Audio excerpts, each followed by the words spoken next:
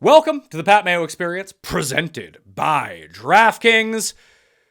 The old school Corona Cast today. It's no longer called the Corona Cast. I'm just getting together with Davis Maddock to have one of our random chats. No plan, no schedule, just see where we end up on all of the topics of the conversation. What did we get through today? We got through LIV Golf, Saudi influence on sports, the streaming wars, how people consume social media, ChatGPT, Daniel Craig, regional accents, and Tiger Woods, and onside kicks. And if the XFL version is better than what they have in the NFL. We talk about all of these things. So, reminder, again, to smash the like button, sub to Mayo Media Network. And honestly, these ones are more, obviously, you can watch them. Both of us are going to be on screen the entire time, but a good excuse to go subscribe to the Pat Mayo Experience audio podcast. Just go and lift some weights or walk around, walk your dog, whatever it might be. It's one of those shows. All right, so sit back and enjoy. The Pat Mayo Experience. Pat Mayo Experience. Pat Mayo Experience. Pat Mayo Experience. Experience. It's been a while since we've done one of these. I was actually just going through and looking at the who's been on the show. I don't think we did one at all during the football season, so we're gonna have a lot of ground to cover here, I think. I think we did one during December, if I'm not wrong, but I might be wrong. Man, that's gonna be bad on me if we did do one in December and I am wrong. No December. All right. The last one we did was October 26th. So it was during the season, but it's been a while. Yeah, so we're doing quarterly appearances now.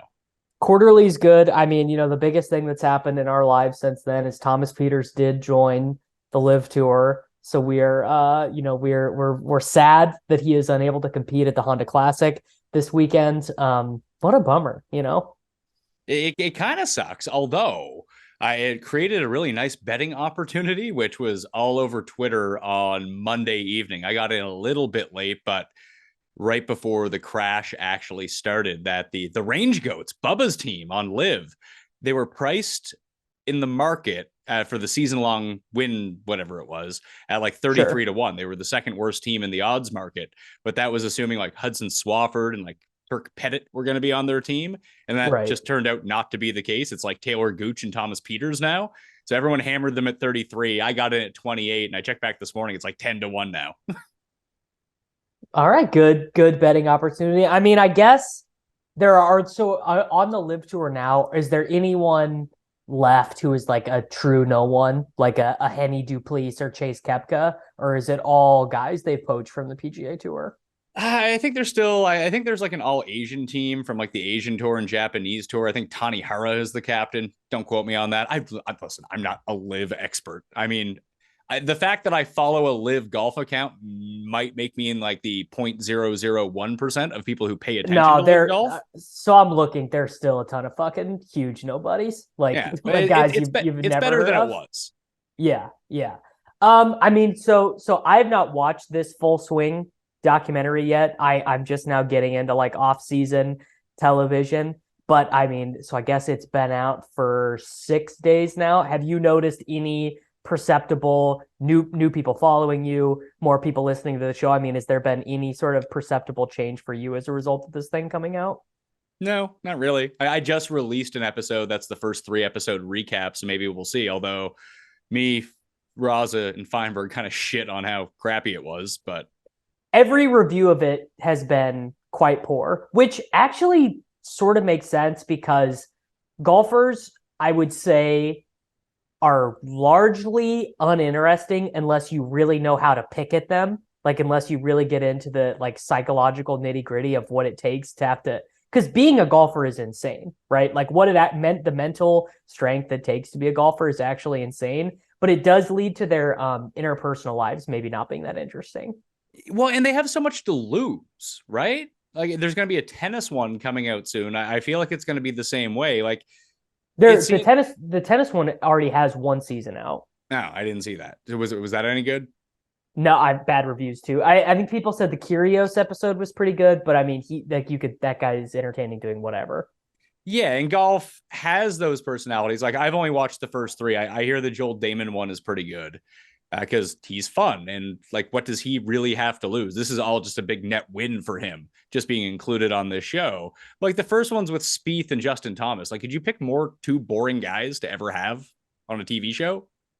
No, no one cares. Spieth. I said the same thing about Rory too. Like someone was watching and was like, Davis, your boy Rory is like a total nothing in this. And I'm like, do you know how fucking rich and famous Rory McIlroy is? He's got absolutely nothing to gain from opening up or being personal here, and so much to lose. And the same would be true of Spieth. The same would be true of JT. I actually bet Spieth and JT somewhere deep in there, if you really dug, are actually probably interesting people with, rich interior lives who have lots of thoughts on, all sorts of shit, philosophy, politics, whatever. But none of that is coming out in a documentary. No, you see very brief glimpses of Thomas when he's on the range with his dad, that you see like the petulant side and like the pissed off side of him come out for like 30 seconds. I was like, I want to spend more time with that guy because he seems like a real character. But just think about, remember when he got caught hot mic making homophobic remarks at the Tournament of Champions like 2 years ago, and then he lost 3 of his sponsors? Like,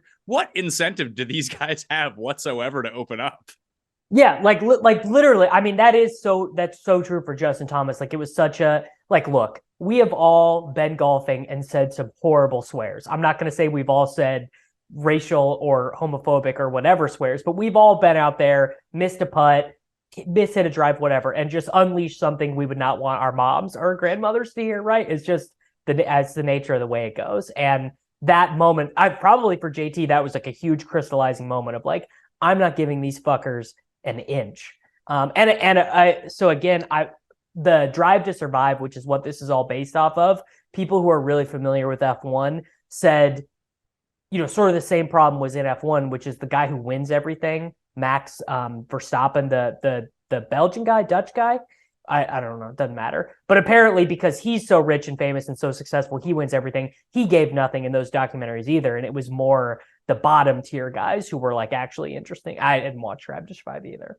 Yeah, I didn't watch it, but that was sort of my perception, that it seemed to be a really big hit in the States where no one knew anything about F1 or who any of these guys were. So listen, the golf show might be really good to people who don't know anything about golf. Who know nothing about the sport. Yeah, like it's a great entryway. And that's why I think you see Spieth and Thomas wanting to be a part. Like, there is cachet in being a part of this. It increases your Q brand.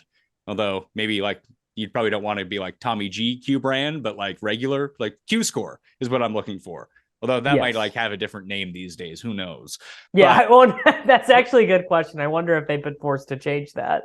But you get visibility from it, and more visibility than you might previously have had with a brand new audience. So there is value to that. There's value to the sponsors within that. If you're just more popular, if you pick up 200,000 more followers on Instagram, like that's real money, which that translates into when you go to your branding deals and marketing deals, whatever it might be. I bet it's even more than that for some of them too. Maybe, but like Brooks, people are shitting on Brooks. The Brooks episode is by far my favorite.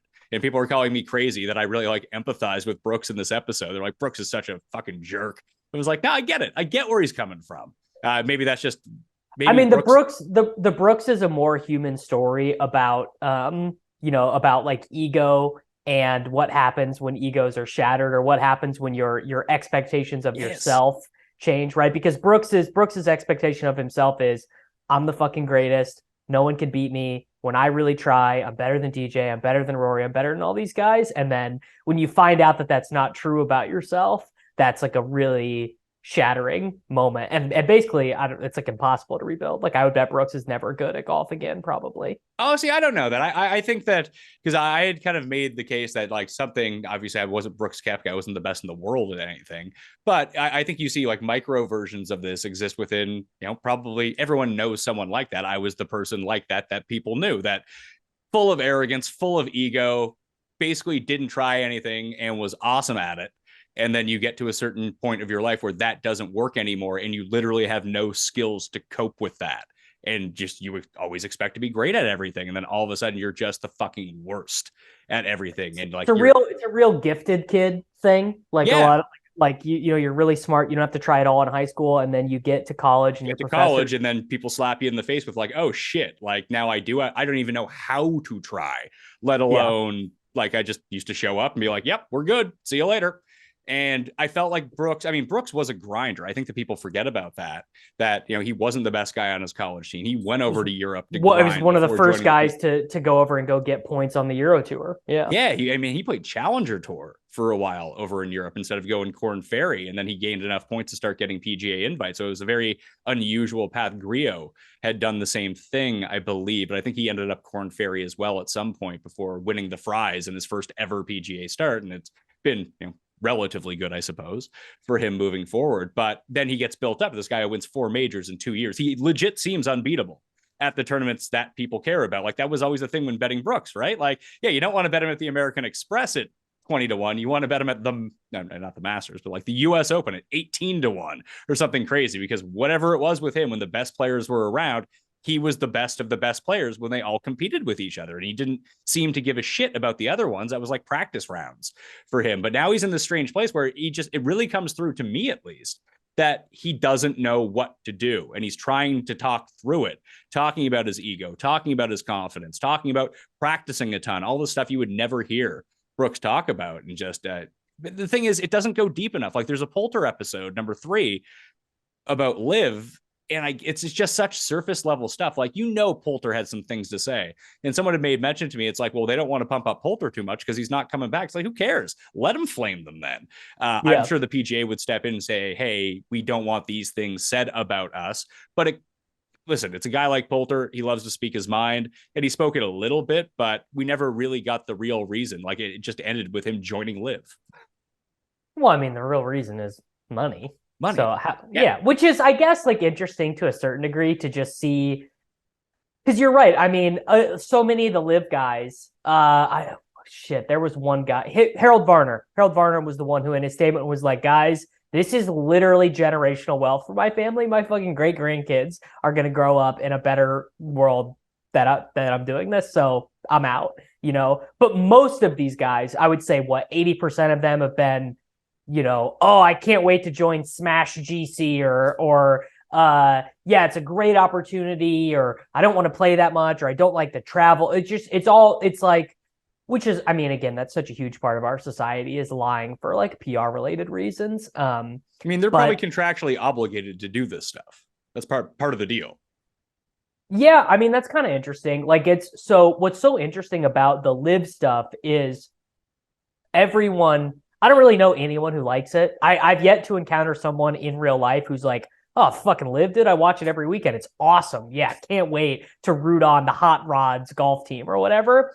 But, the Saudis and the Qataris are already doing this in the biggest sport in the world.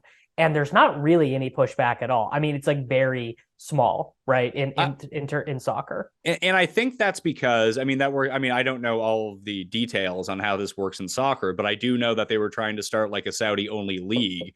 I think they were trying to get Messi, but he ended up staying at like P90X or whatever in France, or whatever team he plays for. But it's not just that they have their own super league that they want to pay all these, like, I mean, it's funny that the Saudi Arabian soccer strategy, at least to me, kind of seems like what the MLS does, where it's like, yeah, we have this league, and then like every 2 years, we're going to pay some guy who was awesome 10 years ago, $200 million to come play in the MLS. Well, they do kind of do that, but the smarter thing they've done is basically they've just come into these institutions that already exist and just buy them. Yeah, it would be like if the Saudis had came in and just said, all right, PGA Tour, we'll give you $17 billion and we're going to buy all these golf courses, and we're just going to buy you out of this instead of competing with you, basically. Yeah, I guess in golf, it would work like maybe that they had some sort of company that, almost like RBC's, because RBC has heritage in one of the other events, that just whatever company, it wouldn't be like the Saudi Arabia Classic or something like that, but whatever they wanted to have as their front and come in as the title sponsor on a lot of these things. And I actually don't think people would have cared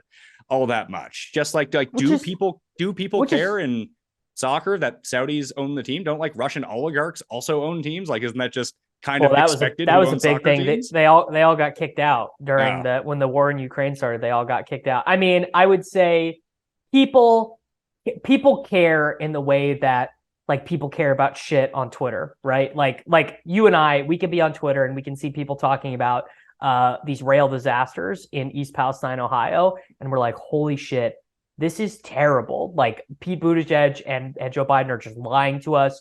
The papers are not talking about it. This is a huge problem. But then if you or I went to the corner store or the bar or whatever, and we're like, you see this shit that's happening in Ohio?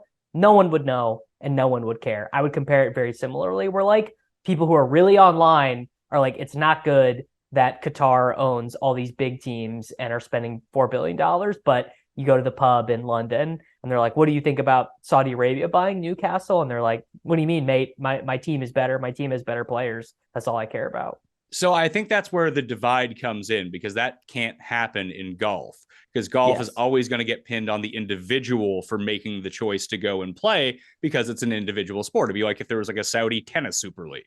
Like that's why tennis and golf, work so much hand in hand, just being individual sports. When it's a team sport, you can kind of pass the buck off on the team, not necessarily the player. That's why I thought it was interesting that they wanted to bring in, like, I do think it would be different if there was like the Saudi Arabian league and they're paying someone like Messi $200 million a year to go play in their league. Then there would be blowback on Messi to an extent, I suppose, where there seems to be a shield if you just own a franchise.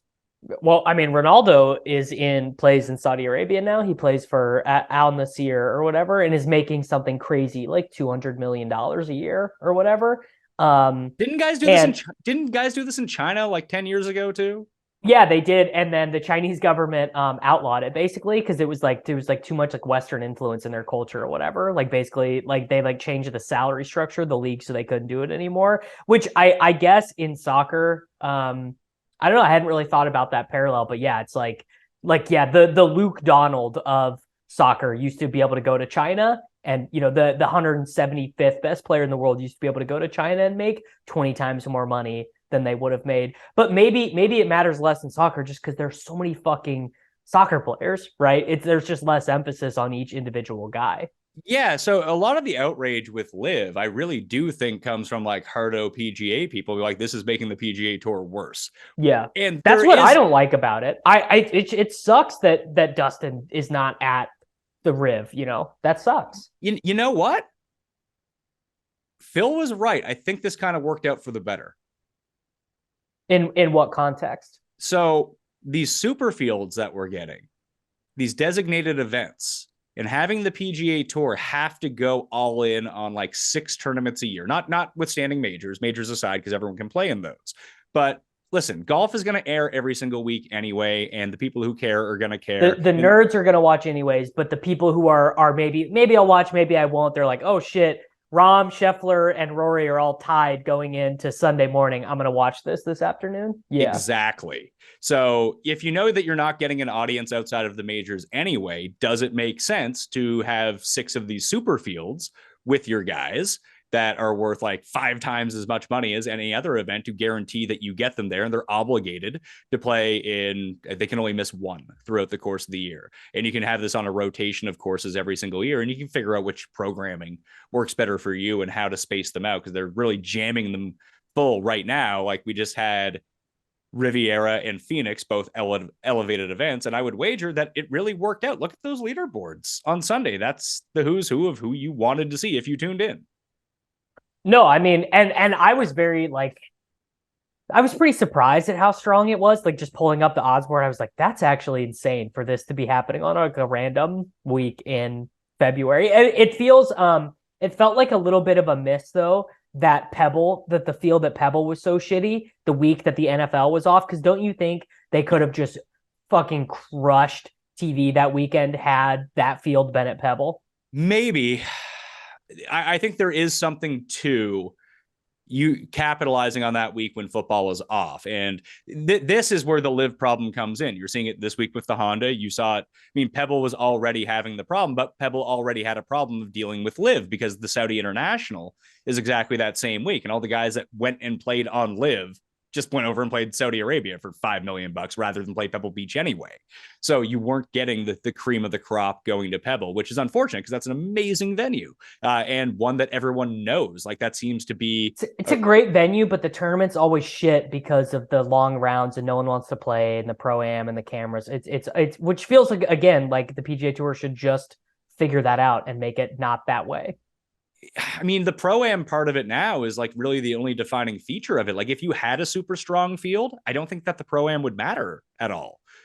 That people Yeah. wouldn't care that the rounds were longer. It's like, hey, more TV with Rahm and Rory, but those guys just simply aren't. What would be any incentive to go play in the Pebble Beach Pro-Am? Well, that's what I'm saying. I'm saying those guys don't want to go play a 6-hour round with, you know, the CEO of fucking Boeing asking them swing tips. Sure. But what we're seeing now is that, like, for the Honda Classic, Keith Mitchell has won this event before. He's not playing this week. Sam Ryder, who could potentially have got his first career win at this event, playing great golf, great course history. You know, he played well at Torrey. He played well at Genesis last week. You know, he probably made more money coming in like 3rd and 20th than he would like winning the Honda Classic. He's like, yeah, I'm not playing it. There's another $20 million purse next week. And then it's the players. Like, I need an off week. And without LIV, like usually like the field of the Honda would have six good players in it, not Rahm, Rory, and those guys. I feel like Rory actually did used to play this one. Well, I mean, Tiger used to play it too. The Honda Classic used to be like, but Riv wasn't always a thing. Right. Okay. And this would be the start of the Florida swing. Everyone would want to get acclimated with Florida. And there used to be Mexico as a border in between Riviera and Florida. That would be like the one, it was a WGC, but not everyone really played it.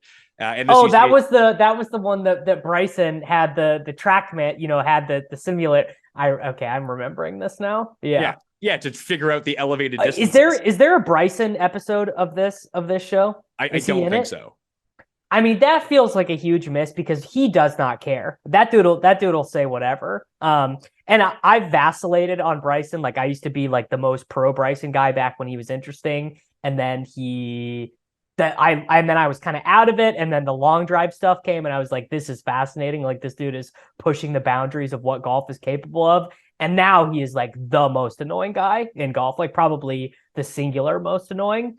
But he's probably the most interesting guy overall, right? Oh, 100%. And I still think that he's interesting. I still like Bryson. But just because he's on LIV, you don't hear about him at all. Yeah, and I am sort of surprised that he was the genre of guy who felt the call of the money. I don't know. It is maybe not, because I think it became clear over time that he was very, very conservative and right wing in his personal views, which is like whatever. Is that true? I mean, we don't really know, you know, we don't know so much about these guys. How about this?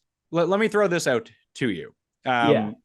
In terms of conservative politics and conservatism in general, how much of the PGA Tour would you believe is conservative? If I said it at 85%, would you take the over or under? I was going to say 80 seemed like the right number to me. Yeah, that's part and parcel with playing golf, really. Yeah, that's it is the audience. Yeah, no, it is. Bryson, I guess like that would have never been my first thought about. Honestly, I would have kind of just assumed Bryson was sort of like an apolitical type guy. I still would think that. Like, I've seen nothing from Bryson to indicate one way or another. Oh, well, I mean, again, you know, it's how much of this stuff can you believe? But he's, played a bunch of golf with Trump, gone to Trump like dinner type stuff, and maybe he just fucking loves Trump. I don't know. Maybe he's like, hey, I get to play golf with a former president. I don't really give a shit who it is. I think there are people in that camp that still respect the office enough to be like, hey, this Tiger went and accepted some medal from Trump too. But Tiger actually does seem like the most apolitical person, but you know he's super conservative. Yeah, and I mean, also there was I'm just remembering this now. There was this Slate article from back in the day that called him a Trump lover, and so this is the quote: "He's closely aligned himself with the Trump family, Trump golf partner," and just like basically, and again, this is like mainstream media type stuff. So how true is it or not? This is just what I'm remembering. Yeah, and I don't care either way, to be perfectly honest with you. It's just not. Yeah, I don't really either. But you have to remember that, I mean, Poulter kind of expressed this a lot in the episode that he did, but what is the one motivating factor for almost every golfer? Money. And like, if you align yourself with Trump, who's, he wants to cut taxes. He wants to give tax breaks to everyone, especially probably if you're a pro golfer, and even just being aligned with him. Yeah, Trump probably was like, we should put in a special thing that all professional golf winnings are taxed at 0%, you know? Yeah. So, yeah, I mean, I He's still not, he's find not Bryson the craziest interesting, for like though. politics aside, like just being a person to align yourself with. If you don't care about optics anyway, it seems like it'd be a good person to align yourself with. If you were like, what other president loves golf this much? I think they all play golf. Like Trump loves golf. He owns golf courses. He does. I got Brian Hooper on this one the other day. If you had to guess, how many rounds of golf do you think Biden has played? Like registered rounds of golf he's played since he's been in office? I was actually surprised by this. I mean, dude's what, 80? I think he's even he might even be older than that. I don't know. It's either deceptively high or like zero he's because he's too fucking old. Yeah, it's deceptively high. He's played like 10 registered rounds of golf in like the last year, which like seems crazy high to me. I would have guessed zero. That seems crazy low. Wasn't Trump playing like every day? Well, I mean, different people take different approaches towards being. I mean, fuck, I don't know. His body probably can't do it. Like walking the golf course is probably very hard for 80-year-old Joe Biden. Yeah, I mean, talking while standing seems to be a real problem. I can't imagine talking while walking. Well, exactly. Yeah. But I thought the number would be zero. I thought the Biden golfing number, and apparently Obama played a bunch of golf too, which just feels like at a certain point these guys are just doing bits. Like they're just like it's like I'm a president, so I have to play these rounds of golf. Yeah, but I disagree. Like, because I mean, a part of it is, I mean, playing golf, especially being an older person. Now, Obama's not in the same, he's 2 generations removed from those guys. Right. But like, what can you really do as president in order to stay somewhat active?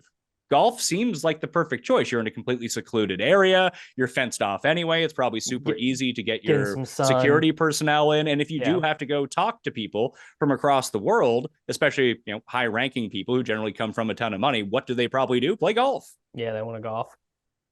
Like it's what, we're going to throw the football around with the Japanese prime minister? Yeah, like what are you going to, you and Putin going to go shoot hoops or whatever? Yeah, but they probably all golf. I mean, Putin probably doesn't, but most probably do. That's a good question. What is Vladimir Putin's handicap? I don't know. He plays hockey. Yeah. He rides horses. He does all sorts of shit. Yeah, I mean that's probably a more Western world type thing. Putin would actually probably say that golf is soft, that like real men like hunt wild boars or something instead. That golf is too feminine. Like, just think about the prevalence of golf in almost any Commonwealth country there is, which, does explain, like, even in Canada, a high percentage of Canadians golf, a high percentage of Australians golf, a high percentage of South Africans golf. You're seeing golf kind of boom in India at the moment. So, anywhere where Britain really had, a hold on things for a long time, golf and cricket tend to be 2 things that I was going to say, is cricket big in Canada? Do people play cricket there? I mean, cricket was big when I lived in Toronto, just because there's a really high Indian and Pakistani population in downtown Toronto. So you see a lot of the parks, people are playing cricket on it. One side's playing softball, the other side is playing cricket. But where I'm at right now, don't see a ton of it. Can you explain the rules of cricket to me? Like no. what? Yeah, it doesn't make any sense. I think it's like baseball, but you can keep batting until you get out. That's the part that's never made sense to me is people talk about like because like I listen to a lot of British podcasts. What are you torturing yourself? Hello, let's talk some cricket. I just find I think the British accent just sounds more intelligent to me. You know what I mean? So I wonder about that because I'm the same way. And I think that's the way that we look at it in North America because it's so different. It sounds so, but I mean, there are levels of British accents. Like you can tell people who went to some sort of like refined school. And you don't want the Scouser accent or the industrial London accent. You want Oxford. You want like even northern England, the Geordie accent sounds more intelligent. But yeah, I don't know. I mean, as someone who's watched a lot of Geordie Shore in my day, I don't know about that. Maybe it's because one of my favorite writers is from Sunderland, is from northern England, so I just associate that with intelligence. But it's funny because I mean it's not intelligence whatsoever. It's like my grandfather was a great example of this, who has a very thick Newfoundland accent. Like you can barely understand what does a Newfoundland accent sound like? Is it like Norse almost? Yeah, it's like super drunk Irish. But I'm gonna look up a video of this when we're done. That's fascinating. Yeah, but it's all grammar. Like I know people from the majority of people I know from Newfoundland, where the one half of my family is from, all have this very particular accent, and it's really hard to make them out. They have certain sayings, the way that they put S's on everything and don't pronounce the word H for reasons unknown. But then I have a couple of people that I've met throughout the years, either in college or afterwards working in the industry, and they have no discernible accent whatsoever, because every accent is just grammar. That's all it is. If you have, because people ask me all the time, like where I'm from, people have huge regional accents. I don't.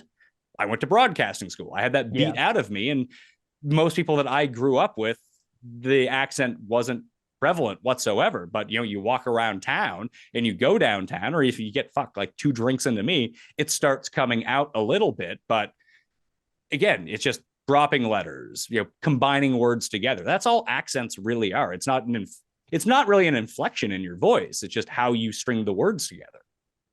I guess I've never really thought of it that way, but you're right. Yeah, and it's so funny too how intelligence becomes associated with that, like a Southern American accent. Like there's not a less intelligent sounding accent in the world. You go, it's like, well, there's this great, I forget whose bit this is, but there's this great comedy joke of like, you just are not going to have that much confidence going in to brain surgery, and the doctor is telling you like, all right, so now what we're going to do is we're going to cut your head open, and you're just like, even if this guy could be the most accomplished plastic surgeon or most accomplished brain surgeon in the world, you're not going for it. I mean, that's also a location bias as well, isn't it? Because you're not even a Northerner, you're a Midwesterner, but like I hear people from Chicago and people from Minnesota, and like, I don't know, sound kind of slow.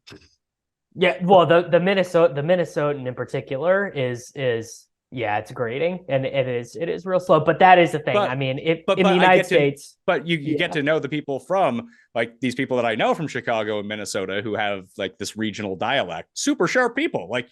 Sure. But that's the whole point, to bring it back to my grandfather. Like he had like the Newfoundland accent is the biggest like quote unquote moron accent you can have in Canada.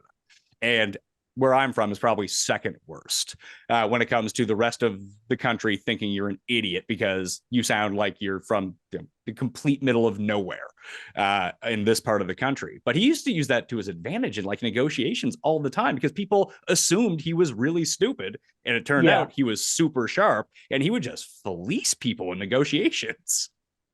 That's pretty interesting. That's actually cool. That's like, you could use that if you were a con man, you could use that information to your advantage. But it works especially it works especially well at a professional level, and I think that's why you see a lot of Southern businessmen do really, really well, because when you get into, if you're you're some Atlanta lawyer or something like that, and you have a bit of that twang or a bit of that the small town country lawyer with the suspenders. Yeah. Who turns out to be like the sharpest person in the room, and they're in with a bunch of eggheads who went to Yale and Harvard. Not to say that they're dumb, but they have this bias towards this accent where, I'm going to take advantage of this guy. Yes. And the moment you think that you're taking advantage of someone, there's a good chance that you might be the sucker.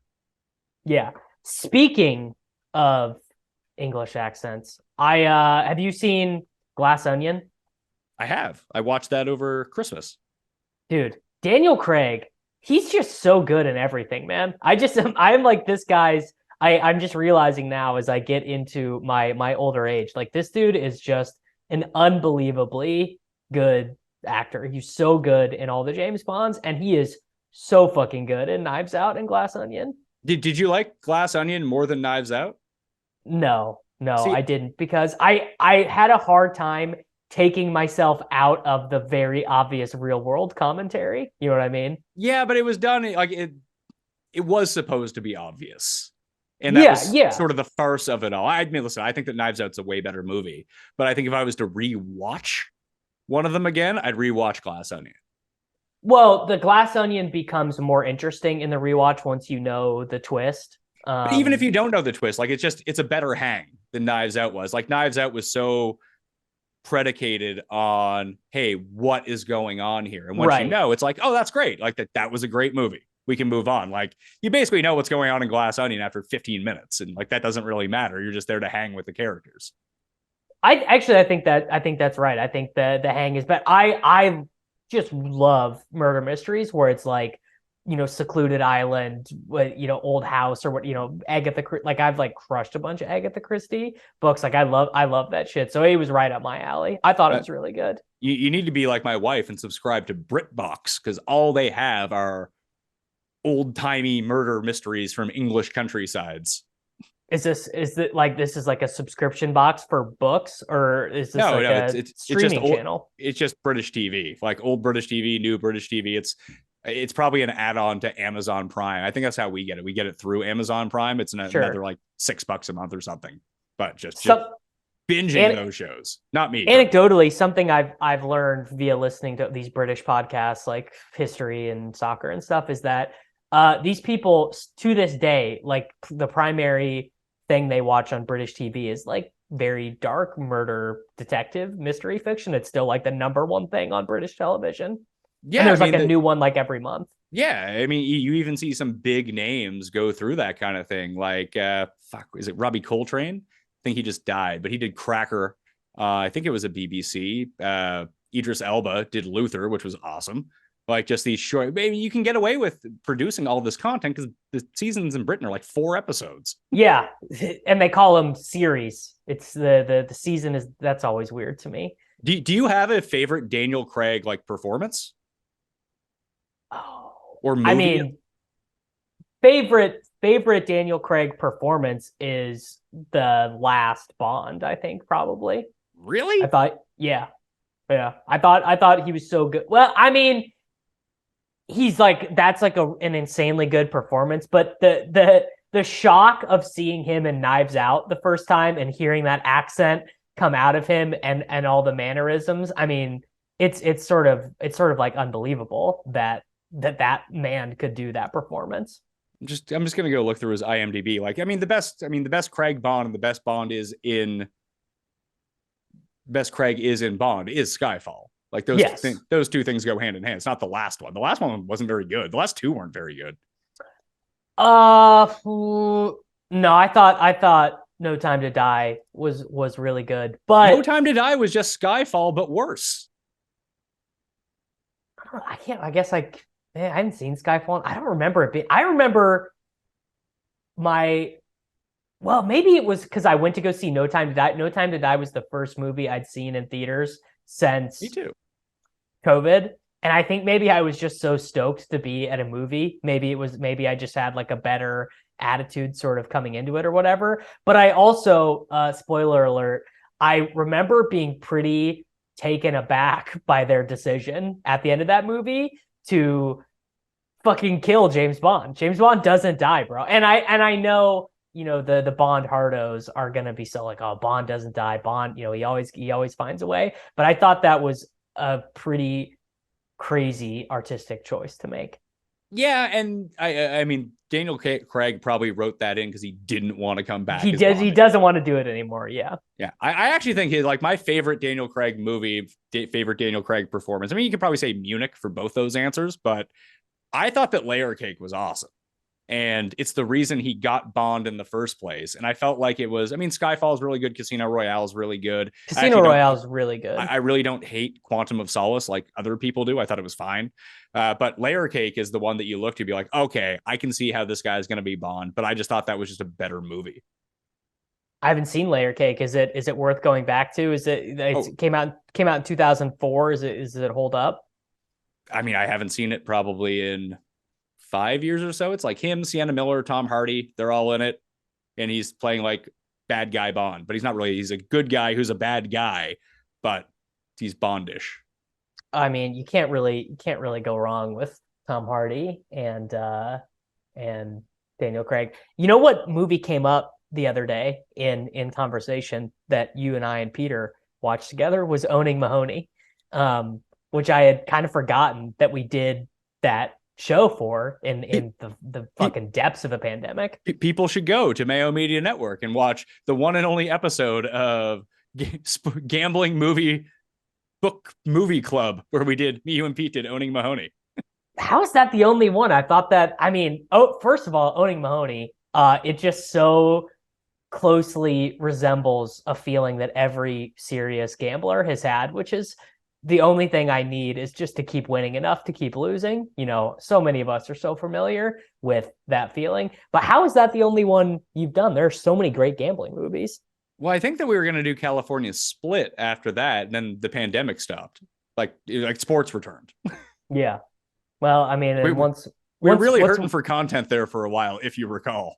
oh man, I mean, boy, there's just there was waking up at 6 o'clock in the morning to or 3 o'clock in the morning to check Australian League soccer scores. I remember it was real.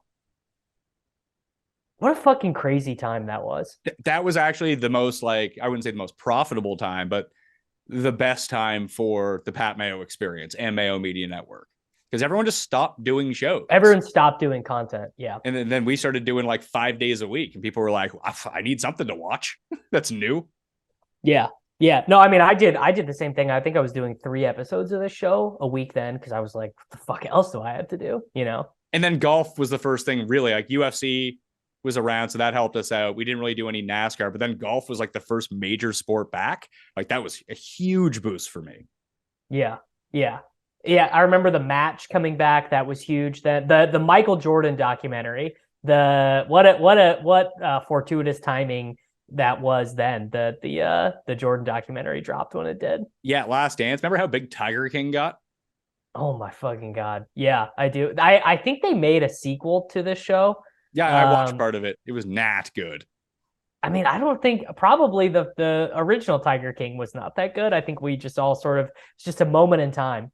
I think that there was yes, it was something that was new, but you can't no matter whether a documentary is good or bad, having Joe Exotic at the center of it, like that charismatic as a weirdo personality that like no one had ever really seen before, is a huge draw for any doc. Like if you're making any documentary, that's the type of character that you want, that has that kind of charisma and is just completely fucked up. What ended up happening to him? He's in jail. Did he die? He's still in jail. Trump. I thought Trump pardoned him. No, Trump didn't pardon him. Wow. That feels like a huge upset. Feels like Trump would have fucking loved to have been the guy who got Joe Exotic out of jail. Yeah, but that dropped when Trump was still president. I don't know, but he's watching too much news. He's not turned on Netflix and watching Tiger King. Probably not. I mean, I don't know, does his kid or his wife or whatever watch? I don't know. Feels like his criminal son, what's his Kushner. Kushner should have been plugged in enough to be like, this will be great for you. This will be big for your Q score. I mean, his Q score is pretty high anyway. Yeah. It probably is. Have you been out to hit yet? Have you been golfing? Is it warm enough there yet? The courses aren't open, but yeah, we've had a really mild winter. It's been really awesome, actually. But I was in Vegas this past weekend for FSGA, so I went to Top Golf with Peter Shanky and Jeff Erickson. Had to go. Were you hitting bombs? Hitting a few bombs. It took me. Well, I hadn't swung a club in 5 months or something like that. So it took me a few goes, few warm up swings, few balls, just kind of shanked to get my bit of my rhythm back. But yeah, I bombed a few drives. It's unbelievable how much if you have been working on your swing, which I was doing when the weather turned, basically, how much of that, if you haven't been working on it enough, it just completely goes away. So I've been back to the range twice. The weather's been warm enough, and I did like a side by side of the last shots I had before the winter came, and then what I was doing this week, and it's like so different. It's such a dumb fucking game. Golf is so hard. It feels easier to just accept I'm never gonna be an 8 handicap and to just be a shitty bogey golfer for the rest of my life, honestly. See, I went into last season as a bogey golfer, and then in the summer I was playing like 2-3 times a week, and then I started breaking 80. Like, it's the more you play, the better you are going to get. Yes. Yeah, and I mean, so much of it is putting too. Like, because amateur putters can be so bad. Like I can 3-putt in an entire 9, like a front or back. No problem. Yes. Once you start playing, like, especially if you play the same course all the time, if you have a membership somewhere, eventually you do learn how to read at least the speed of the greens. So those 3 putts from 12 feet don't happen very often anymore. You might not be making them, but you're 2-putting. Yeah. Have you guys talked about ChatGPT on this program yet? We have not, although I've been racking my brain, and I'm sure I'm not the only one, of how I can incorporate this into what I do so I have to do less work. Well, I mean, yeah, you're right. Like literally everyone is doing this. Although there's sort of this really fucking annoying Twitter presence of people being like, 10 ways I use ChatGPT to do my job for me, but like no one explains how they're actually doing it because the technology is not really there yet. And the thing is like pretty much always at capacity right now. And it's not, a lot of it is not updated for like 2023. It's like a lot of the data is from like 2021 or whatever. But I mean, specifically for the stuff you're doing, for like daily content, for the shows, for the newsletter, the Mail Media Net newsletter, like, I don't know, we're probably a year away from OpenAI shit just being able to straight up do that for you.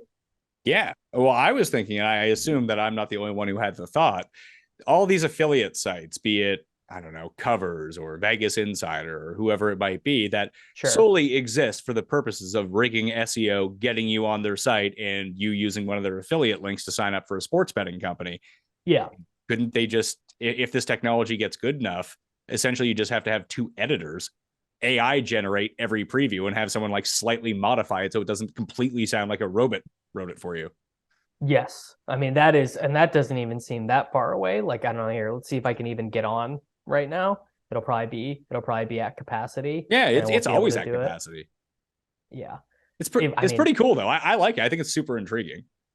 Yeah, I mean, I think I haven't really done anything cool with it. I would like to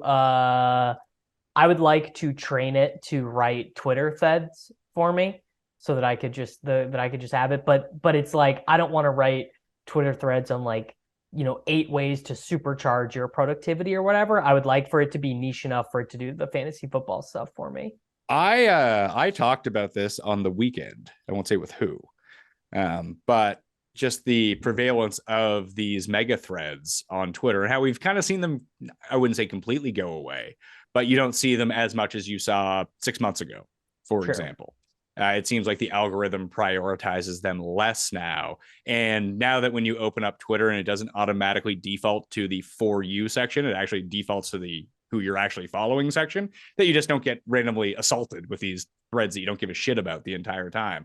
But right. I saw that you started doing them for fantasy football. I've tried one for football and just like, I just don't want to do it, but I see how valuable it can be. Like I saw like someone like Sal Vetri, who just kind of pumps these out. And like, he has the perfect idea for it because it grew his Twitter base so big and his Instagram base so big, but he actually has a product to push to at the same time to really capitalize and monetize that properly. So I thought that was super sharp on his part. And I do have the tools and things to push to.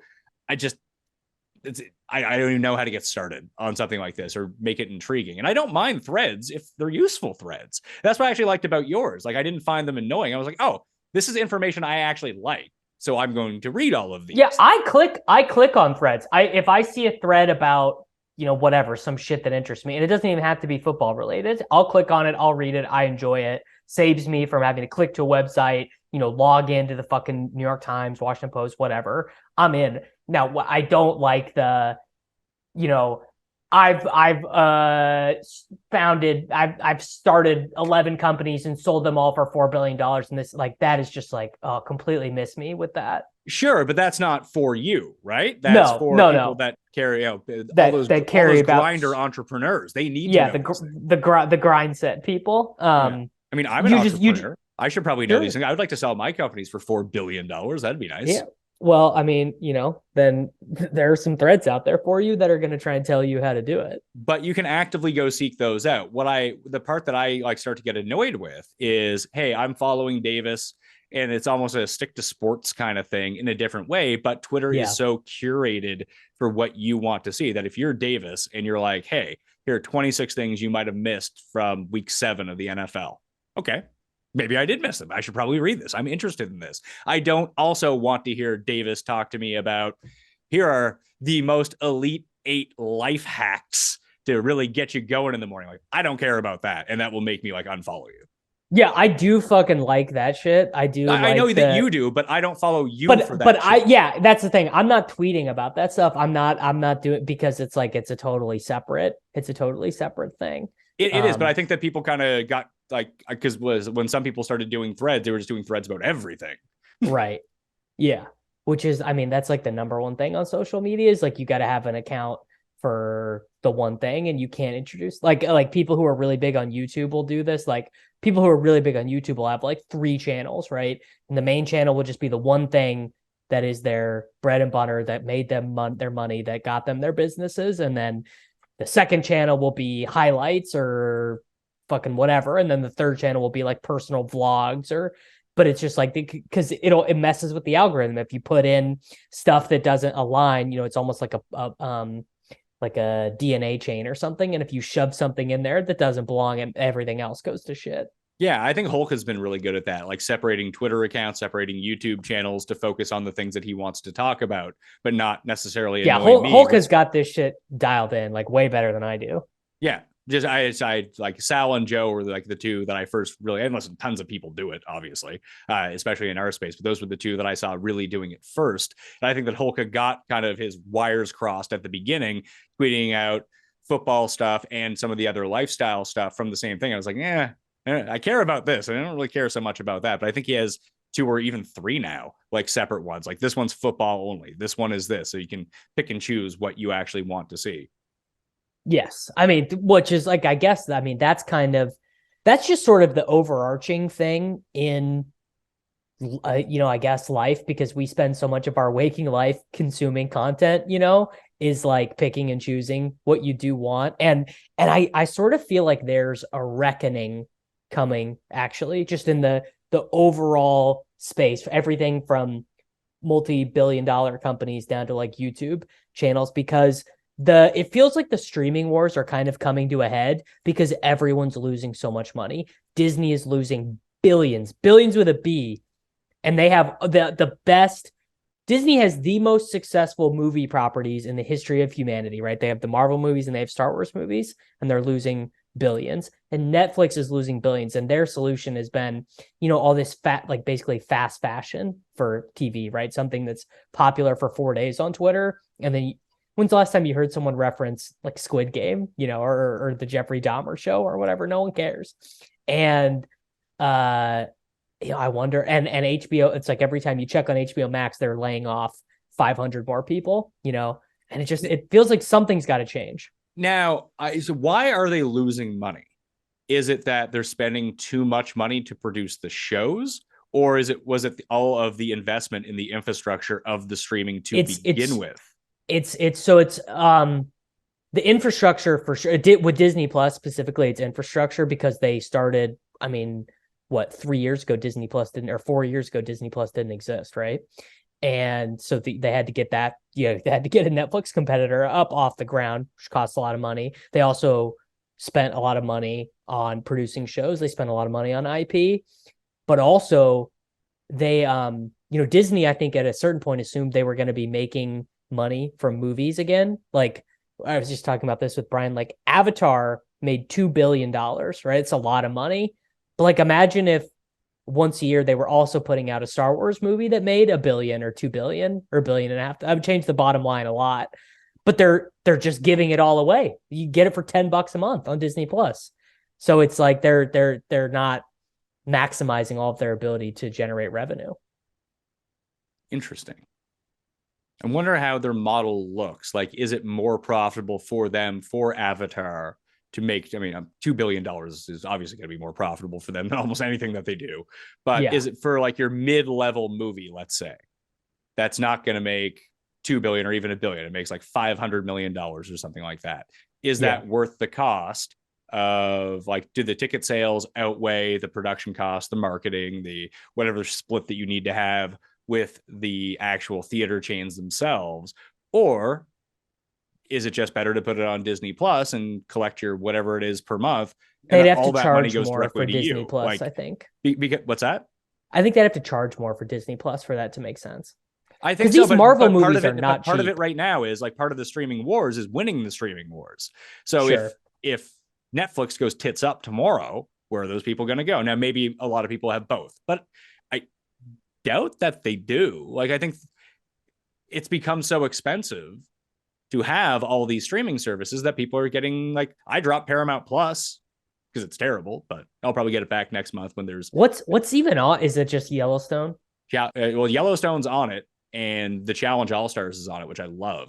So That's right, I'm always going to renew my subscription when there's new Challenge All Star seasons. I actually think their model is really good. Paramount And Plus. yeah, because like they don't really advertise. People don't even know that they have an app. But what they've done is they've created this one show, Yellowstone, and now all these properties that are like Yellowstone, the Yellowstone universe. Yeah. If people will pay for that. Like they actually have a product you will pay for, like having all the old Real Worlds and Challenges and these MTV products that you can't find anywhere else outside of Paramount Plus. Like that's a huge in for a lot of people. Like Netflix losing Friends was huge for them. I mean, Netflix losing The Office, pretty big for them too. Yeah. They didn't have funny. It's funny because it really doesn't seem like it's helped Peacock. Well, Peacock doesn't have anything else that you want though. Like Wrestling. I'm trying to think. I watch soccer on Peacock. The thing is that I have most of these subscriptions. Like I got like it's like I feel like everyone has. It's like, oh, I got this for this. I got HBO Max for free because I have AT&T, and my brother-in-law has a login for this, and my dad has a lot. It's like no one pays for all of them. Although, what do you make of the Netflix crackdown on password sharing? Is this a good idea, bad idea, inevitable? What do you think? So has this happened in the US yet? Because it's actually happened in Canada. I believe it is not yet enforced in the United States. So I believe that the two countries that they rolled this out in already are Canada and Australia. Two pretty complacent. I mean, I can't really speak of Australia. I assume, because Cust and I were talking about this, that they picked Canada because Canadians are kind of like, okay, I'll buy it. Listen, if it was me, and Cust actually made a really good point, which is not something I say often, is that does it make more sense to do this and make people like, because you can still share accounts, but there's like a way that you have to go in and do it through Netflix, and like you need to be on like the same Wi-Fi once a month. I don't know exactly what it is. YouTube TV has had this same thing in place for a while because I share a password with my buddy who still lives in Kansas City, and after a while it kicks me off. Then I go to his house in Kansas City every so often and reset it, and it goes back to normal. Yeah, that's a hassle. So would it be better to do that with the potential of losing customers? Although I do have I don't know, are you really going to like, it does seem to me in a way that the only customers you're going to lose are the people that weren't paying for fucking Netflix that weren't paying anyway. Yeah. I see people like, I'm canceling my Netflix. Like, we didn't really have Netflix. Yeah. Or would it make sense to just double the price for Netflix every month and just let everyone do what they want? Well, they did, right? Netflix did go from $9.99 to $20. Right? Then jack it up to $30. I mean, that I actually, or at least have a feature like, hey, for 30, if it costs $20 for $32 a month, you can password share. That's what they did. So that's what they've thrown a bunch of different shit at the wall. So I think initially it was, you can keep it $9.99, but you can only log in on one device. And then I think it was $14.99. You can log into 4 devices. And then it was, okay, everyone's paying $14.99. Then I think it went to $19.99. I actually was one of the cheap asses who's like, I am not fucking paying $20 a month for Netflix. I'm not doing it. I canceled. Because I barely watch. Like, Netflix has almost nothing that I want to watch on, because I just am not interested in. It feels like the niche they're doing right now is they are cranking out true crime documentaries and just hoping to get the next viral one, like that's basically their strategy. There's a lot of back content on Netflix, but I do agree with you that it doesn't seem like there's anything new that's an absolute must see, where it did feel that way for a while, where some of the movies that were dropping on Netflix, or I mean, just if you were big into House of Cards, for example, like that would be a reason to go get it. I really like Mindhunters on Netflix. Both and they canceled it, and they're never bringing it back. But I just saw a headline today. They're never bringing it back. The move would be, if these things actually matter to you, and it doesn't matter whether you watch them in real time because it's just a dump anyway, that, I mean, the Stranger Things would be an example of this too. Like, just wait 6 months, get Netflix for a month, watch whatever you want to watch, and then cancel it again, then wait 6 months and come back to it. Like that's it. And you're seeing this more and more, that you're not seeing a straight dump of content, which I never liked to begin with. That's one of the reasons, like, for this golf Netflix show, I don't know, release 2 a week, 1 a week. Like, part of the idea would be that you want to inspire some conversation about it, let it build a little bit, right? And then if people are doing what I just said and waiting 6 months and logging back on in order to see what they've missed, and it could be like 12 shows or something like that are all completely released. At least if you staggered the release a little bit, then it feels like it would compel people to keep their memberships. Like, well, I'm 3/4 of the way through this season. Doesn't end until next month. Better keep it for this month. And you lose that back and forth. And, part of it, I mean, listen, their numbers are better than mine. Anecdotal evidence on anything. I'm sure they know what they're doing. And I know that something like Succession doesn't have a really high viewership rate. Like, it just doesn't, but it feels important because it's still staggered when it comes out. It comes on the prime Sunday night spot on HBO. There's 1 a week. So you can watch one, and then I can talk about it with you. And then I can watch the next one, and we can repeat the same process. I do feel like as consumers, we miss that. You told me that the Star Wars show, was it Andor, did that? They were like 3 a week or something, or 3 every few weeks? It was 3 originally. So the first 3 episodes all came out as one because they were kind of in concert. It was kind of like a 90, maybe a little bit longer than 90 minutes, kind of like a movie. And then the rest of it was once weekly. And do you feel like that helped? Do you feel like that both 100% helped the show, your interest in it, and just the media that could be surrounded with it? Yeah, because the shows I mostly look forward to in my life as a 30-year-old now are these Star Wars shows, Mandalorian, Andor, whatever. And I spend more time thinking about, engaging, talking about these shows than, whatever, some shit that got dumped out, Archer, whatever. Like I think I watched season 13 of Archer in one night. I didn't even realize there was this. I think I watched like the first 7 seasons of Archer, and I thought it got canceled. I didn't realize there were 6 more seasons. It's so good, dude. It's one of my favorite. I mean, I loved Archer. Is it still good?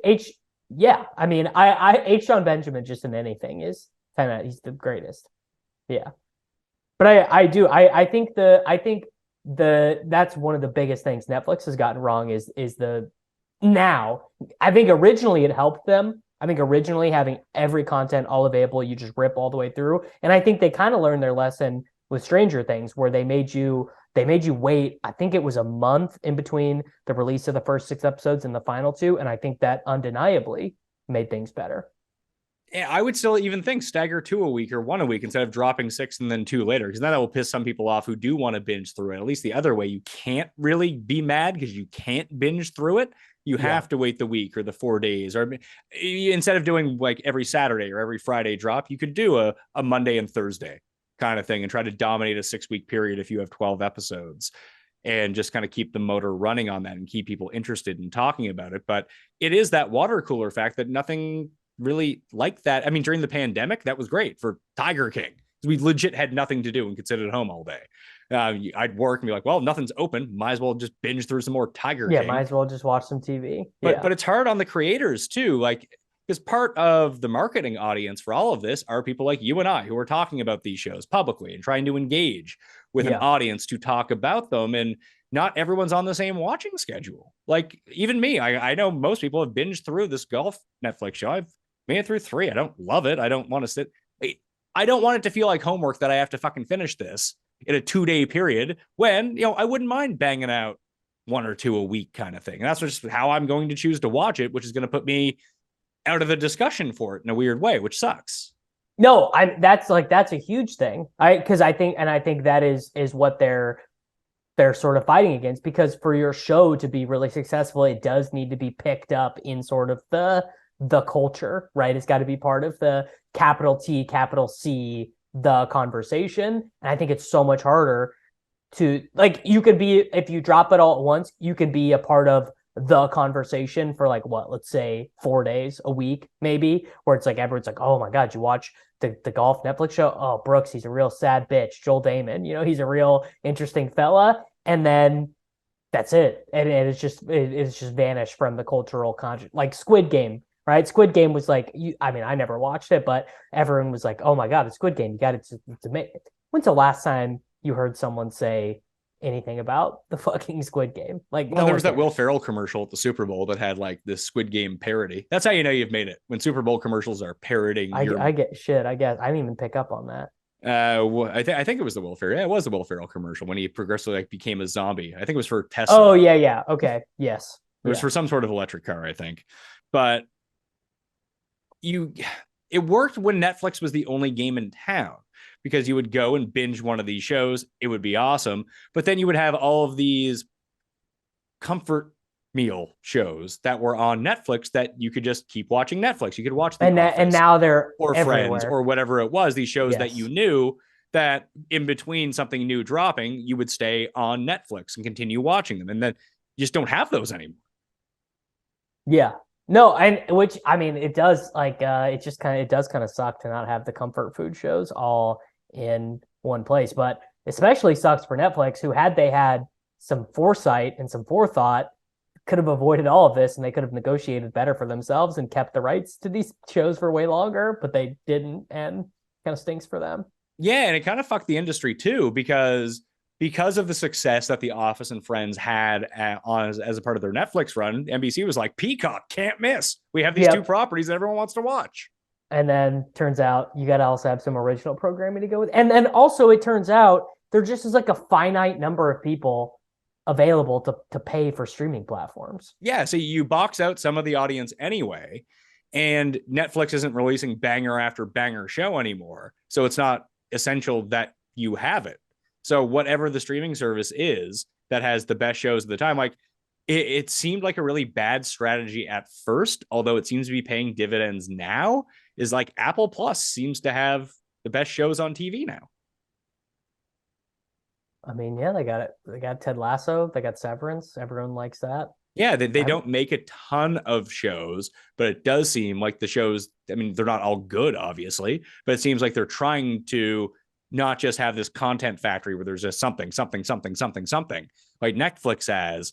They're taking more of the HBO approach of like, hey, whenever Prestige we put TV. something out, it's at least going to be quality. Whether it's good or not, that's on, I mean, it's obviously on us, but you as the viewer to see if this aligns with your taste or not. Like, I think Succession's an awesome show. I know people who think that show is absolutely terrible. Like, it all depends on what taste you have, but you can watch and be like, this is a well-acted show. This is a highly produced show. And I'm glad there aren't 30 of these that exist. I'm glad that it's sort of like a singular thing, where nothing on Netflix actually feels singular anymore.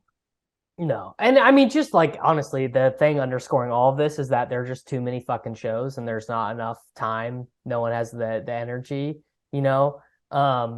It's like, yeah, there's just too many shows. We live in a time, and that's before even getting into people watching, you know, like TikTok and Instagram Reels are like taking up a huge, or like a way greater percentage of people's literal visual space than anything else. It's like absolutely compounding the problems that these Netflix shows are having, and that's before getting into like YouTube and podcasts and stuff too. Yeah, because I think it's all dependent on the person. Like I can't get into TikTok. It doesn't, like, someone will like send me a TikTok, be like, hey, you might like this, and I'll watch it. But I don't ever feel compelled to go boop and watch the next one. Sometimes on Instagram Reels, I can fall into a hole of the algorithm really coming at me of like golf tips.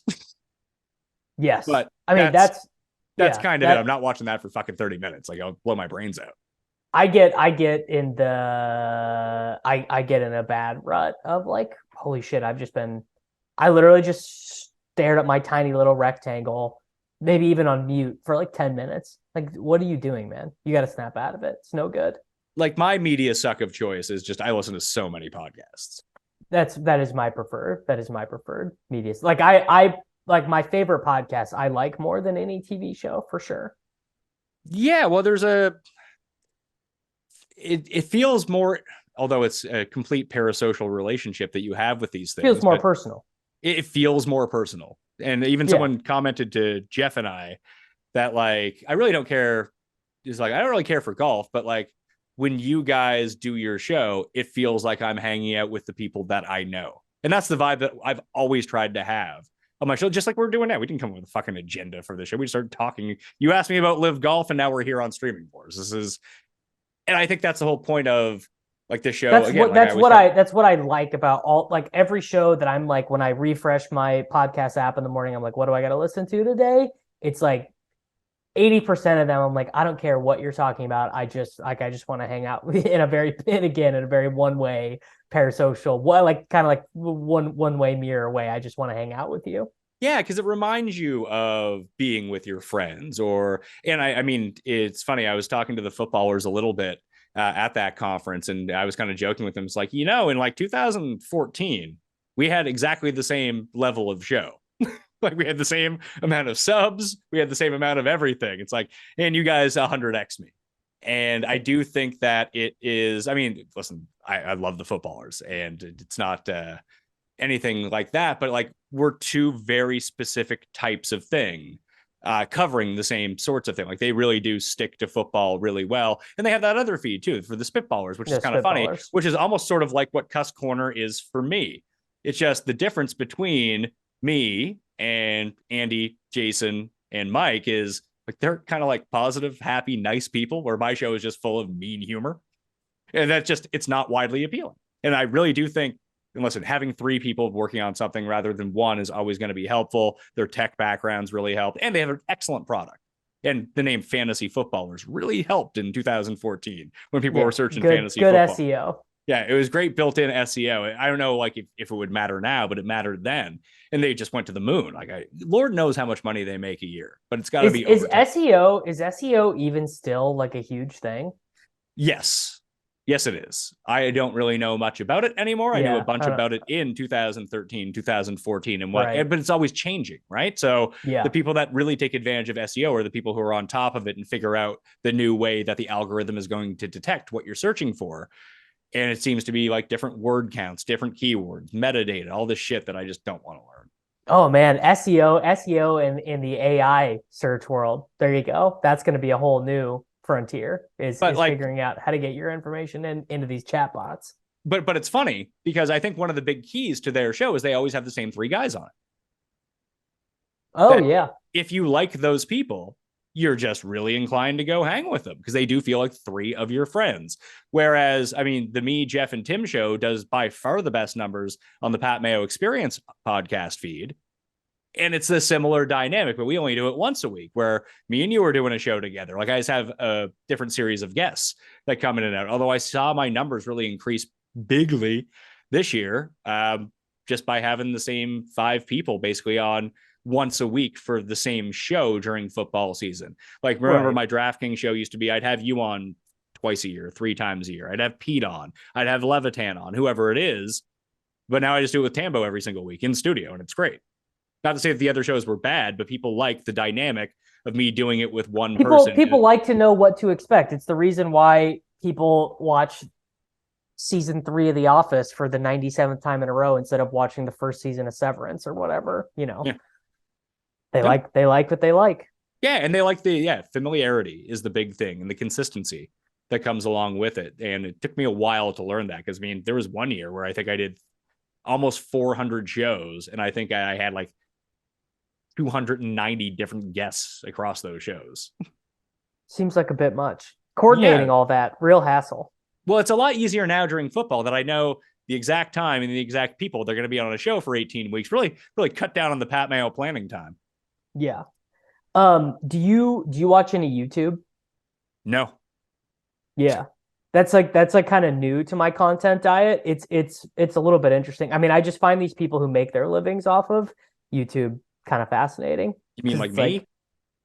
Well, I mean, no, I mean your thing is like more. It's like you have business deals, you have affiliate deals. Yeah, but you don't think you don't think that these people do as well? No, I do.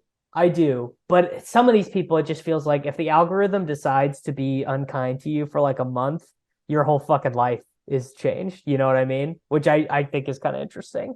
Well, it all really depends on the amount of subs that you have. Like if you have enough subs, it's never really going to make that big of a difference. But the way to get the subs in the first place is to have the algorithm work in your favor. Like we were buried in the algorithm for like 8 months and we barely got any new subs. Like, what the fuck is going on here? And then I was talking to one of my producers. He's like, oh yeah, we had something tagged wrong in the back end. And like he deleted it. And then all of a sudden we started gaining subs again. I mean, that it's just, oh, dude. It's funny that so much of your business can hinge on something like this. And I feel like remember when everyone was panicked that Twitter was going to go away? I started thinking to myself, like, what would happen to my business if Twitter went away? And actually, because I got shadow banned as well for a while, and I couldn't post anything on Twitter for days on end for like really 6 days or something like that. When was that? It was January at some point. Huh. And are you a Twitter? Do you play for Twitter Blue? No, I don't. I thought that's how I was going to have to get unbanned, was pay for. I mean, I would tell anyone out there, if you're in the business of content, whatever at all, you got to do it, because your account is getting like shadow banned basically if you're not, like, you're yeah, but I legit, like, people couldn't search me on Twitter anymore. Like, I was gone. Damn, that's crazy, dude. I got someone to look into it. They're like, yeah, just don't post anything. Like, try to post anything for like 3 days and you should be back. And that actually turned out to be the case. So that was helpful. But it did, like, I used to kind of spam tweet my shows all the time. It didn't actually make any difference on the numbers. The shows did what the shows did. No, I've actually noticed that same thing too. Like, barely anyone's clicking through to your links and stuff from Twitter. I find that Twitter is very helpful in things like selling Fantasy National or selling runthesims.com. If you're into the XFL or not, or just want to pick off easy lines on the XFL, highly recommend runthesims.com, by the way. There we go. Were one Josh Gordon, like, I was talking to Justin. I just did an XFL show. I was talking to Justin. I was talking to Paul, my producer. Like, we all had like all of our prize picks and props, because prize picks is like the only place that's giving out XFL lines. Sure. And super soft if you know what you're doing. And the Josh Gordon under was like the play of the weekend. So we had all these 5-leg parlays, 6-leg parlays, all tied to Josh Gordon. And they got the 4th and 15 onside kick. Right. Had like 25 yards on the final drive. And he was, I think, 19 away. Like, he was done. Like, we were catching all this money. Then they got the onside kick play and just threw to Josh Gordon all the way down the field. And we got fucked on this last one. I think Justin, it cost him over $10K, cost Paul like $15,000, cost me like $8,000. We also ended up winning on the week, but like that one thing, everything else was right. And that shouldn't have happened. But because of this kind of awesome XFL rule. Yeah, this rule is awesome. I'm 100% in favor of this rule. If you were an NFL team and the rule is, instead of an onside kick, you're just 4th and 15 from like your own, whatever it is, 25 from your own 25. If you were like the Chiefs, would you just do this every time? I think you go for it every time. Yeah. I think that there is going to be a strategy like that. Like, fuck it, we're going for it. It's like, okay, I mean, Jordan Ta'amu's odds of getting 4th and 15 are probably pretty low, but like, yeah, Patrick Mahomes, Josh Allen, Joe Burrow, their odds of getting a 4th and 15 are probably, I mean, definitely greater than 10%, right? So then, I mean, yes. I mean, we just, for the amount of 4th and longs that we've seen these guys go through in critical moments, you would have to think, let's be generous and call it 15%. I mean, you know sharper people than I do that can run the quantum. So it would be you'd have to get your expected points from just the average drive starting from the 40. What is your but there are other factors that go into this as well, right? Because obviously, just because you get this doesn't mean you automatically score points. So that would have to factor into it. And if you didn't, expected points, but if you do get it, that's just one fewer possession the other team has to score on you as well. Right. Yeah. So you're even subtracting expected points from the other team. But if you don't get it, you turn over the ball on your own 29-yard line. Can your defense hold up enough times to hold them to a field goal to make it worth your while? It's a really cool math problem to think about. Yeah. There would be someone who could solve this in like an hour, probably. Sure. I'm not that person. Yeah, me neither. I was just thinking, so it's like roughly, it's like the value of a drive for your team subtracted by the value of a drive for the other team starting from the 25, added by the negative points of a team's, you just subtract. Fuck, I don't know. There we go. Yeah, this is you and I are not the people to be solving this. I'm gonna message someone after the show and see if they can figure it out. Because it would just be interesting. And I bet you that I'm going to reframe you there on the screen. You got a bit of a lean going all day. I've been trying to get you back in. I stopped looking at it for a second. Yeah, well, I was very engaged in the conversation, but maybe 15% is too generous. Maybe we're just being overly optimistic. And we're talking about the very best of the best doing this. Well, right. And I mean, in the XFL, it's going to be way lower. Although I guess it's not going to be that much lower because the defenders are also not as good. Yeah, like you're not asking Zach Wilson to get you your 4th and 15. Where's Cust at? Well, who does Cust want to be the quarterback of the Jets next year? Carr, Rodgers? If they get Rodgers, they're winning the Super Bowl, I've been told. So okay, all right. Well, good for him. I mean, I hope he's really looking forward to that. Gotta be. I can't imagine how dumb you'd have to be a good football player and be like, you know what I want to do? I want to go play in the AFC. It's like the NFC is like one good team, and the AFC has like 4 future Hall of Fame quarterbacks, all under the age of 27. Just feels like a bad idea to go play there. It may be a disaster, but if Rodgers does go to the Jets, I do think it makes the Jets Super Bowl contenders because they're totally like if their O-line when healthy is very good. Their defense is really good. Yeah, and I mean, look, Garrett Wilson, Elijah Moore, Corey Davis. Garrett Wilson's a mega stud. Yeah, it's just like, I don't know. I wouldn't want to play against Patrick Mahomes. Like he just wins every year. It just doesn't feel like I'd want to play against that two guy. of the past 5 years. Oh, he's made the AFC Conference Championship every year of his career. That doesn't feel like. But I mean, that's no different than what Brady did for 2 decades. Well, yeah, and I wouldn't have wanted to play. I would have wanted to go play in the NFC then too. I wouldn't have wanted to play against Brady every year. Yeah, I think playing in New York and being successful in New York as the last thing that you do in your career could be highly profitable if you're successful for your post-career work. Rodgers doesn't even care, bro. He just wants to drink his ayahuasca tea and chill out. I have a theory that this is not a complete act, but it's close to an act. Like he's just doing a bit on everyone. I mean, aren't we all just to some degree doing bits? I honestly think he is the most bored person alive. I mean, he could be. When's the last time he played a meaningful game? He hadn't played in a Super Bowl since 2010. So you say when you play in like NFC Championship games, those aren't meaningful games to you, even if you lose them? I think when you are someone who considered themselves maybe the greatest, or like, because there was a time not that long ago when we were saying Rodgers could be the greatest of all time. You know, he could have broken all these records, won all these Super Bowls. And to think of yourself that way, and then to go to a sustained period where you're seeing Brady keep winning, and then all these new guys come in and they win before you. I feel like honestly, probably the only thing that matters is a Super Bowl. It is. It's funny. Like if you were to do like the best of all time rankings, and like you have people down on the list, like Rodgers obviously is probably not even like sniffing the top 5 of that anymore. However, when you watch the games, I do think it is, the film crowd. Like I think that results based is always going to determine what these rankings lists are. But like in the moment watching quarterbacks play, I think is such a different conversation. Like in no world are Manning and Brady as good as Rodgers. They just aren't. No. Rodgers, I think had Rodgers.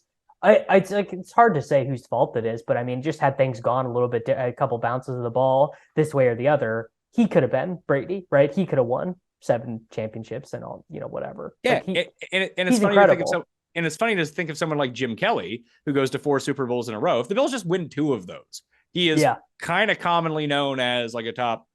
Like they didn't even put him in the top 10 of quarterbacks of all time. He made 4 Super Bowls in a row, just didn't win it. He wins 2 of them. He's like the 4th best quarterback of all time. But of that era, even though Elway ended up getting 2, who's also ranked inside the top 5, everyone who lived through that period, I didn't, kind of agrees that Marino was by far the best of those guys. That's kind of coming back now. The Marino stuff is coming back now because his numbers, when you adjust for the era, are so ridiculous compared to the other guys. I don't even concern myself about the numbers. It's more of the, hey, it's 4th and 15. Who's going to make this play for me and throw the ball exactly where they need to? It's like, oh, Marino. Yeah. I mean, I didn't live through it then. I didn't live through it then either. But yeah, I mean, I just from watching the limited stuff I've watched of them, Steve Young to me was the guy watching who I just like, that guy looks nuts. That guy looked like he was so freaking good. Obviously, didn't live through the Steve Young experience, but Yeah, that was sort of my entry point in a lot of ways to football was Steve Young in like the early 90s, mid 90s era. But like he essentially just had Lamar's skill set 20 years before Lamar when no one did it. yeah, which is crazy. I mean, it's crazy to think about. Like, And like even now, like if Mahomes retired tomorrow, would you have him as a top 5 quarterback ever? From just watching him, I would say yes. yeah, I would say I would say even if he suffered a career-ending accident tomorrow or whatever, he's top 5 all time, no question. But he wouldn't be considered that way as time went on. it would sort of depend, right? I guess it would you know, I mean, obviously, like this is such a theoretical conversation, but if you put him on any kind of trajectory, although I guess we did just put Rodgers on that trajectory, and then he ended up accomplishing nothing. I talked about this on I think the Super Bowl show that I wanted the Chiefs to win because I don't want to sit here 10 years from now if Mahomes never gets another Super Bowl Another one. and hear about how he wasn't actually that good because I think he's fucking awesome. Yeah, I mean, well, and this is very far down there, but if Mahomes' career trajectory stays, let's even say 20% standard deviation either way of what he's on now, and he plays 13 more seasons, a conversation we're going to have if he continues this sustained excellence and wins a lot of Super Bowls is, well, he can't be the GOAT. He can't possibly be because he lost to Brady in the Super Bowl. Yeah, it'll be like it's like the LeBron conversation. Nothing to me is more annoying than LeBron conversations. It's probably like it's to me it's LeBron conversations are just as annoying as political conversations. Yeah, and there's clearly no right answer, but I will tell you this, that if social media had existed in the 90s, Jordan wouldn't be anyone's number 1 player. Everyone would fucking hate Jordan. He was a dickhead. Yeah, but he was a dickhead in a fun way because you didn't get to see that much of it. Like the stories are like, man, that guy's such an asshole. Like the Tiger stories that you used to hear like 20 years ago, like what an asshole this guy is. But they were all kind of like hearsay. And he just wasn't actively in your life every day being an asshole. Being annoying. So it seemed kind of compelling where like LeBron's not an asshole. He's kind of a weirdo. He's kind of a weirdo. Yeah. Yeah. It just makes people not like him. It's actually sort of insane to me that LeBron is even as close to his normal as he is, considering how bizarre his life must be.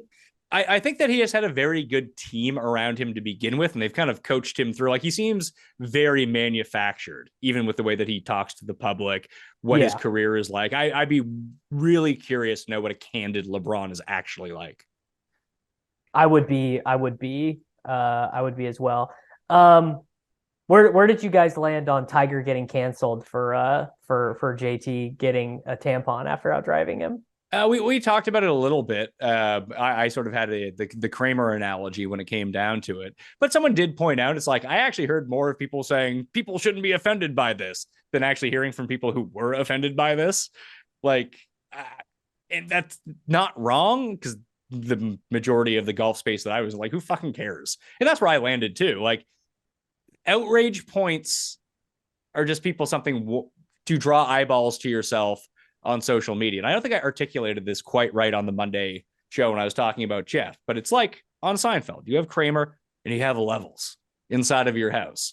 And I believe that we've talked about this before and like what happened to Trump when Trump would say that all Mexicans are rapists, something to get very outraged about.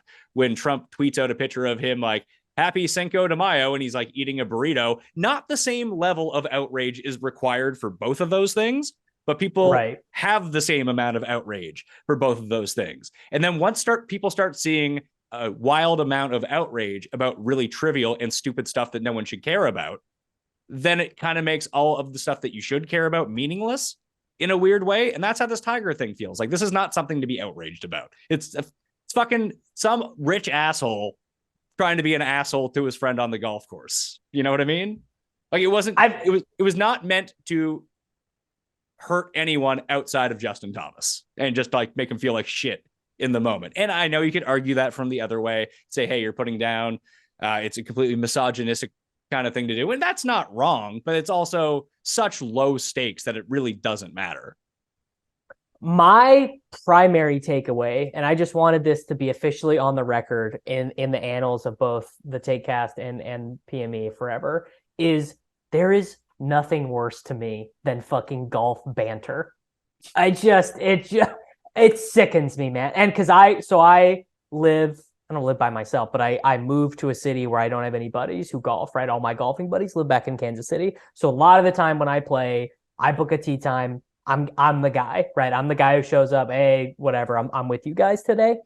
And I just know I'm gonna have a fucking 0 out of 10 terrible time when you're with that's one, type it's just like, oh, fucking kill me, man. I cannot do 18 holes of your banter. It's the worst part about golf to me, for sure. Yeah, but like the Tiger passing off like the tampon to JT because he outdrove him. I mean, is it really all that different when someone leaves a putt short and be like, oh, bring your purse? No. Like, And it's like, but it's like, I just want it on the record. I hate all of that. It's so tired. It's so boring. You're tired of it. You're bored of it, but does it morally offend you? No. And I'm also not in the position of getting morally offended by a fucking old rich guy. It's like Tiger and I literally probably have nothing in common. Like, were Tiger and I to go to dinner together, I literally don't know what we would talk about. Like, we share nothing, because I don't even think Tiger likes to gamble, really. I mean, it looks like you're training with the Navy SEALs these days. You guys could talk about that. Yeah, I mean, that's probably the most interesting thing, is I'd ask him how he fucking lifts weights with a bad back, I guess. Yeah. Yeah, I don't know. It's just like Tiger is so far removed from what like a normal person's life is. You can't. He's just like an old arthritic sex addict. He's got nothing to teach future generations. It actually seems like he's more comfortable with himself these days. Like, he seems happier when you see him, as opposed to when you see him I think 15 years ago. I think that's true, actually. Yeah, it does seem like he's a little bit looser, whatever. It seems like he's enjoyed making buds with some of these younger guys, with like JT and Rory and stuff. True. And it seems like he really enjoys being a dad, like an actual like involved dad, which is not something I would have ever guessed from Tiger. That's sort of strange for really high level athletes. Normally they're not very good parents. Yeah. But I guess when you haven't really played a full-time schedule in 13 years, that you can do that. Yes. Yeah, that's true. Do you think he'll ever win another tournament? Yeah, I do. I probably would set it right about even money, both sides, Because the stock answer is just no, but not putting anything fucking past this guy. Well, it's more, I think he probably knows himself pretty well and his game pretty well. And I think he would just hang it up if he truly thought there were no chance. Yeah, probably. like, I'm surprised he still plays the U.S. Open. He has zero chance of competing at a U.S. Open, unless maybe it's at Pebble, because that's a very short course. But most U.S. Open courses are just too long, and the rough is too long for him to like wrench his back and just be cooked. So it's either the Masters or it's an Open Championship. Like, those are the two shots he has. Players maybe too. Yeah, and I mean, Masters is like, it's a bad walk for him, but so many guys are drawing dead at the Masters just because they don't know how to manage the course appropriately. Yeah, and it's not a course that requires like bombers. Yeah, of course, that's important. But, I mean, there's a reason that Bernhard Langer can be in a final group at 56 or something. Yeah, I mean, he is still smoking the ball, He's crushing it. Yeah. Better than JT. Yeah, Phil too is still smoking the ball. They've just lost some accuracy, basically. Yeah. All right. That was fun. We got an hour and a half out of this. Yeah, I mean, I think we solved some of the world's woes. We hopefully we hung out with people for a while. Hope it was good. Hope people liked it. That's the goal. So if people are listening to this on the Takecast, come subscribe to the Pat Mayo Experience. I'm doing Lols with Brian and Pete tomorrow, I think. Oh, that's fun. Yeah. I don't know what to expect. Yeah, I was actually going to say, I think you and Brian at some point should do a show together. I think that would be pretty interesting. Yeah, this will be a nice feeling out process with Pete there being sort of the intermediary between the two of us. But I love your episodes with Brian. I think they're awesome. Yeah, Brian is probably one of my favorite dudes to talk to. I think proving once and for all, I'm at least a woke lib that will listen to a non-woke lib speak. I'm not as close-minded as it gets. And we'll see about that. Yeah, we'll see. All right, everyone. Thank you very much for listening. If you're listening to this on the TakeCast feed, make sure that you are subscribed to the PME, and we'll be back next week. Mayo experience! Experience!